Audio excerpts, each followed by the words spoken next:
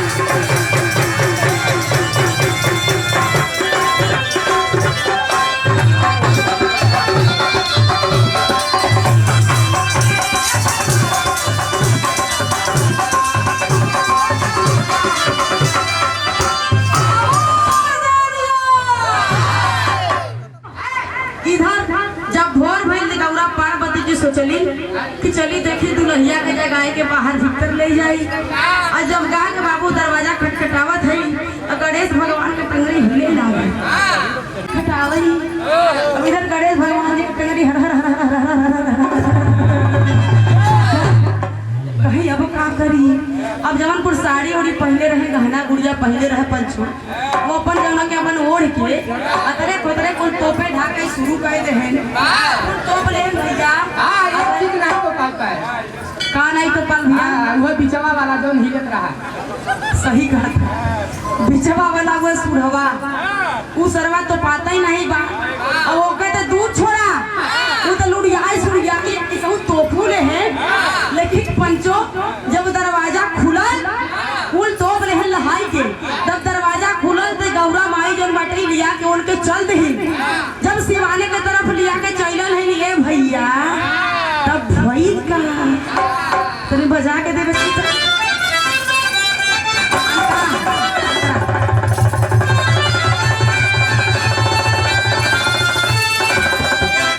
कोई ढंग से गिर बच्ची तू रुकल ना, एक लाइन बोल देवे दलाल ठीक है। ढंग से गिर जा चली न संग में लियाई के तूरा चलेगा पति सुहावा छिकाई।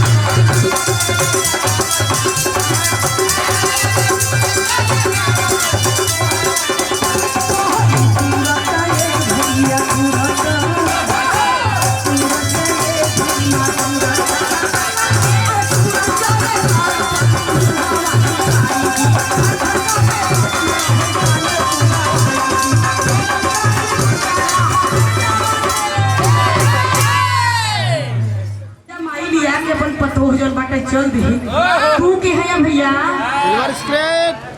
कहाँ से? अरे आप पता होगा परिचय बताइए। कौशल्या ना? अरे हाँ, और जो बिरहवा रिकॉर्ड के लिए रहा का तो इतना दिन पर हम भुला गए नहीं का। आय हाय पंचो इधर जब गिरजा लिया के पतो के चल दी।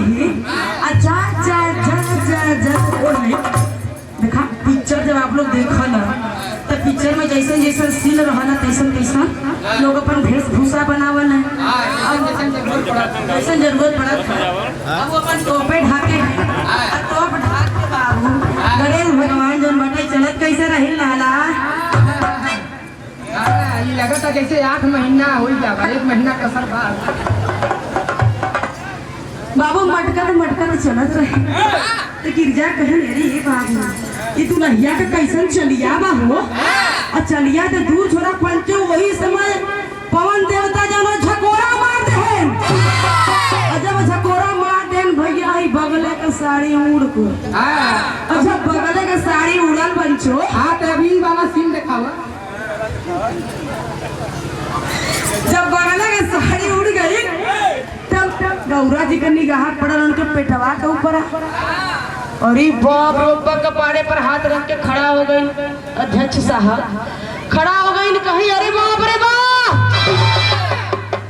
कैसन दुल्ही बियाह करके शंकर भगवान लेके चले आया। उनकर हालत का हो गई भैया, कहीं टेरी बजा बच्ची था।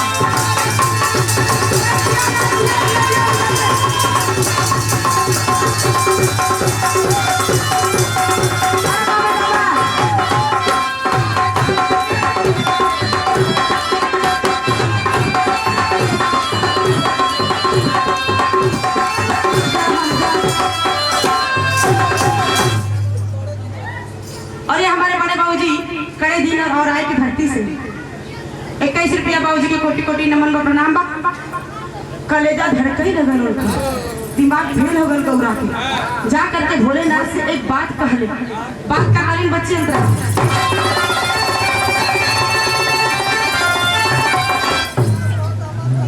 बात कहत है भोले भोलेनाथ तो कर बच्चे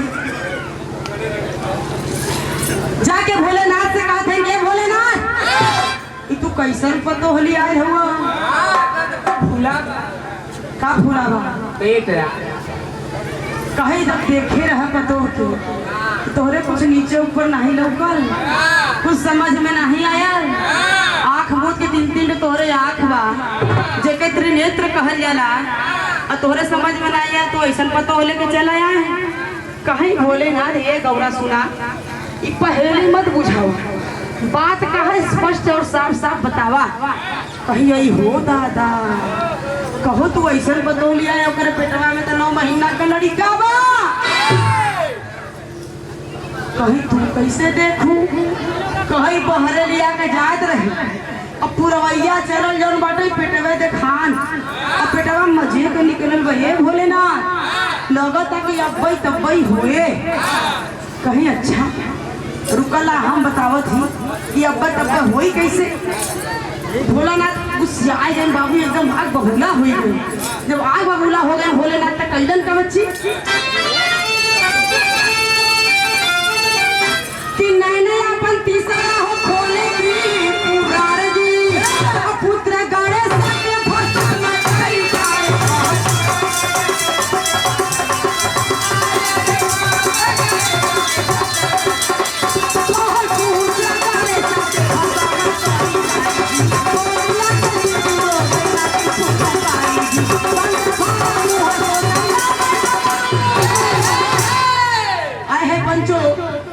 इधर जन बैठे भोलेनाथ के हम क्रोध में आई गए एकदम गुस्सा आ गए। उनका तीसरा नेत्र खुल गया। जब लड़की देखे गए रहा तब माही खोला जब लड़की आए तो तीसरा नेत्र तोहर खुल गया। कहो भोलेनाथ तीसरा नेत्र खोल करके बाबू गणेश के दोनों के जल छिड़क के भस्म कर दे। जब भस्म कर जाए तो गणेश भगवान राख हो गए और उधर देखा इधर के कहानी यहाँ छोड़ दे। अब उधर चला रिद्धि सिद्धि जौन बाटे जब उधर से आवत है पंचो आ करके जौन देखत है कि घरे में हैया नहीं है तब गैरी न अपने जौन हो की सास के लगई तो कहे कहो हे अम्मा हे माता श्री हमारे पति कहाँ गए। वो भी देख करके अबाक हो गई कि कहो दुल्हिया के तू भसाम कहीं ना आयो दुल्हिया इधर से आवता आखिर वो रहल के नहीं रहा वो तोहर लड़के गणेश रहे। कहीं करे वो कैसे साड़ी उड़ी पहने रहे कहीं रतिया के हमने कुछ अलग तरीके से सुहाग रात मनावत रही। आखिर सुबह लाभ पैदा कैसे होता अलग तरीके से सुहाग रात मनावे में अम्मा ये कुल घटना हो गई। हमारे पति को जीवित करे नहीं तो हम मर जाओ। कहे गौरी तो बहुत बड़ा अनर्थ होगा। तो भोलेनाथ कहलन देखा यह हम मेहरारू को मेहरारू चाहे तो घरे में आग लगाई दे और मेहरारू चाहे तो घरे में जौन बाटे पानी बरसाई दे। तू गौरी जचलू नहीं परखलू नहीं सुनलू नहीं ध्यान से आय के हमसे कहू बतावा लड़का हमार भस्म हो गई ऐ तो दुट पतो हम के करे करे बान्हो। कहीं अब का करी भोलेनाथ गलती तो हो ही गई। छच्छा काल हो के बाबू रिद्धि सिद्धि जो लोग बैठ के रोवत है। फिर कई दिन का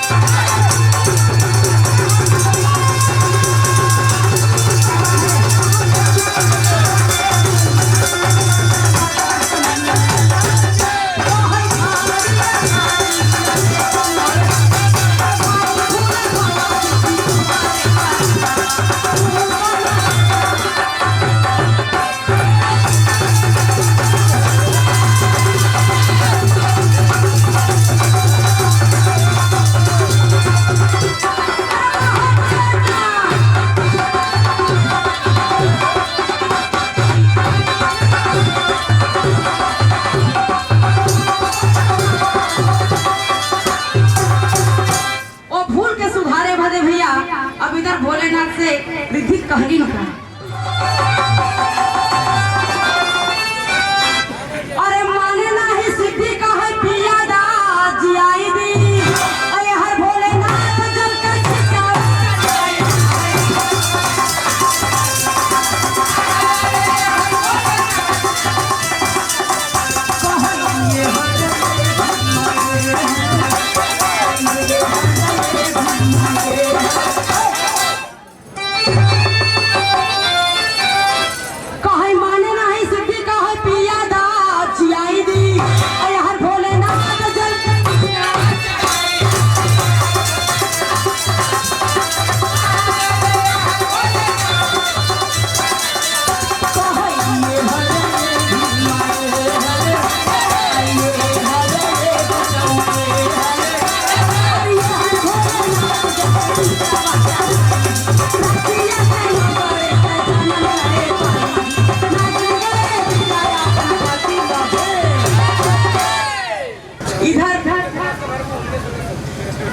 शंकर भगवान से रिद्धि सिद्धि कह के बाबू रोवे लगली और जब न समय रोवे लगले तो गणेश शंकर भगवान से बर्दाश्त नहीं है पतो बाबू बधाई नवेली पतो हो रही और वो नारद भगवान जन मटे बियाह कराए रहे जो नेहर पर झगड़ा लगावे लगे बर्दाश्त नहीं भल बाबू फिर वह जल के छीटा चलौल 9 गणेश पैदा हुए 9 गणेश एक गणेश गायब हुआ 9 गणेश पैदा हुआ।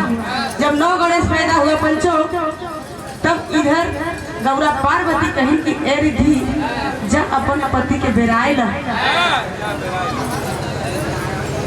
कहीं जा अपने पति के बेराए ला कहीं ओहो हम कैसे बेरा सकीला ए माते बिना तोरे ही तो एक हमार रहन तो 9 तो पैदा करवाए देलू अब हम कैसे बेराई लेकिन भाई का भैया तेरी बजा बच्ची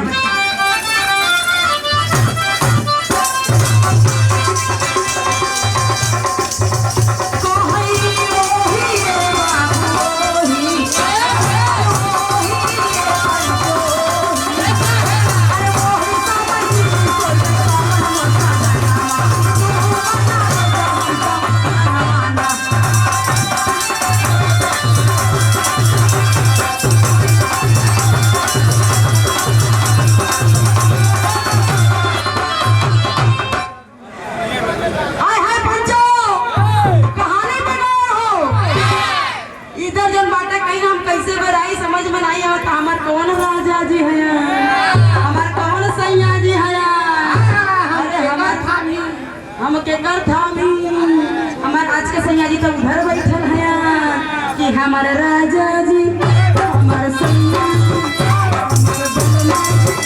हमारे राजा जी कान में ना बोले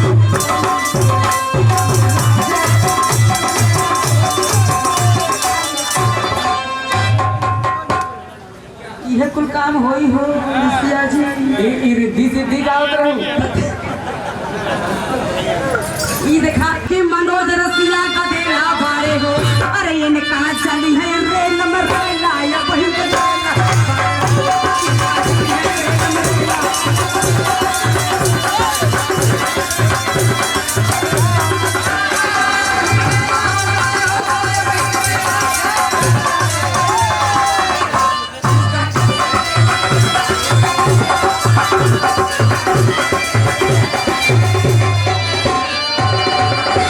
लेकिन जब उतरत है ना भैया रेल ही शुरू करत है लेकिन आई ज्यादा समय हो जाए उधर से भी आप लोग कलाकार के गीतों का आनंद लीजिएगा वही प्यार दुलार उनको भी दीजिएगा जो हमें आपने दिया है और हमारे नित्य भैया को मैं शीश झुका के कोटि कोटि नमन करती हूँ। अब आप लोग सुन गए हमारे नित्य भैया के लिए एक बार जोरदार ताली बजाते भैया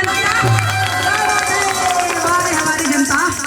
लेकिन अल्लाह में प्रमाण मिला कभी की कलम ने अल्लाह में प्रमाण दिया क्या प्रमाण दिया भैया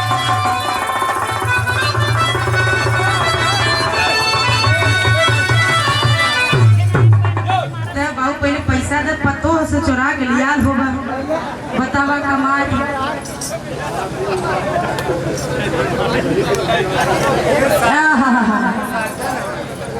देखा हम तो सोचली है कि बुढ़ऊ बाऊ पतो से चुरा के 10 रुपया लिया हुआ लेकिन जाना था बुढ़ऊ बाऊ का कहना कहना सुना पतो से ना चुरौली है हमारे कमाई के हमें सुना दे बिटिया गुड़ही जलेबी है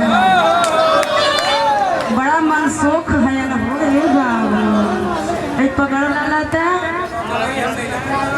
अब भाई भले कहलक मन शरीरिया बुढ़ाई करका मनवा थोड़ी बुढ़ा दिल बचपन का उम्र बचपन का अब हो बाबूजी को सुनाई देते नहीं लगा के अब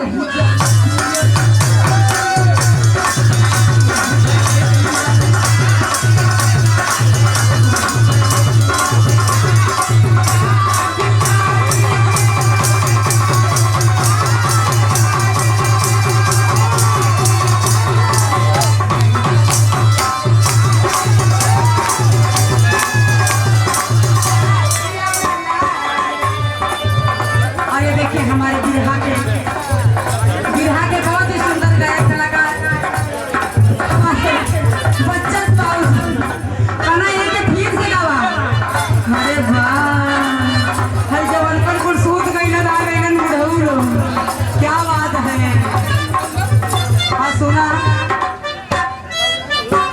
और सासू जी के लिए पकौड़ी ससुर जी के केला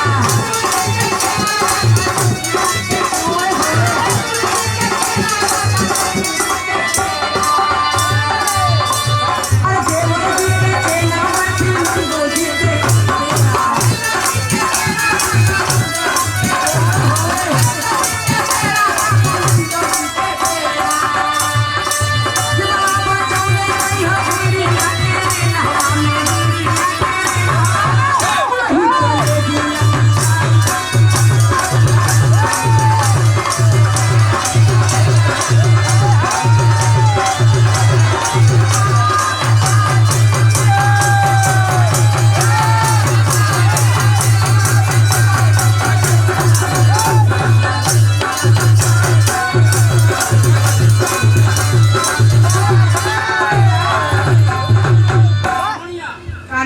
और नो अड़िया के धरती से भी हयन देवड़िया के लोग बुल्लन यादव बाबूजी ने बढ़िया के धरती से 51 रुपए का आशीर्वाद दिया दिलर बाबू के कोटि कोटि डमन बा अच्छा पैसा सूल कर ले थन नाच के गुरु बुढ़ापा लोग अब चार्ज होता है अब तू संभरू लेकिन आइए कहानी भैया अल्लाह से देखे कहानी समझिए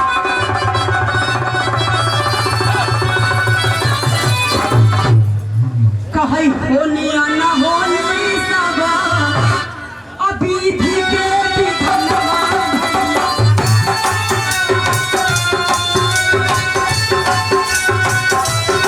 कोई हमी समझले देख रही है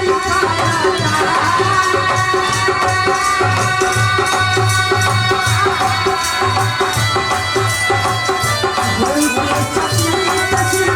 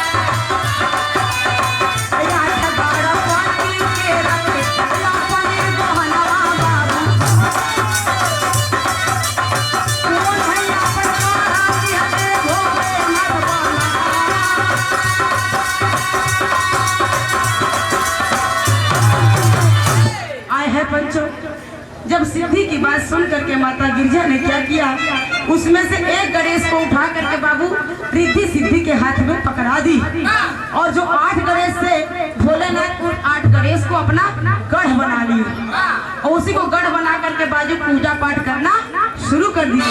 आइए कहानी हमारे यहाँ से खत्म हुई। अगले कलाकार का आप लोग गीत का आनंद लीजिए। आप बच्चे तनिक पैतरा बदल दो।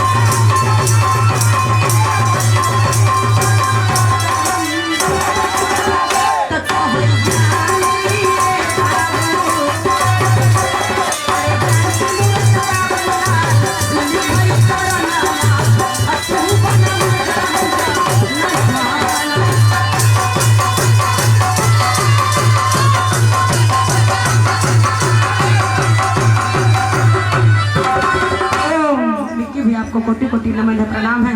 जो हम कलाकारों को उत्साह बढ़ाने में आपका भरपूर सहयोग रहा।